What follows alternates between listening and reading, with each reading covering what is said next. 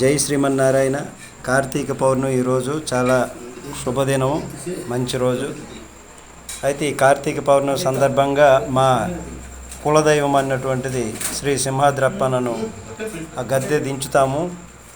ఆ దించి ఆయన్ని వేడుకుంటాము. ఈ కార్తీక పౌర్ణమికును తర్వాత సంక్రాంతి దినంలో కూడా స్వామివారిని వేడుకోవటం జరుగుతుంది. అదుకోండి ఆ గద్దె దించినటువంటి ఆ దాంట్లో ఉంటుంది ఆ సింహాద్రప్పన్న తాలూకా అంతా కూడా ఆ మహిమ అన్నటువంటిది.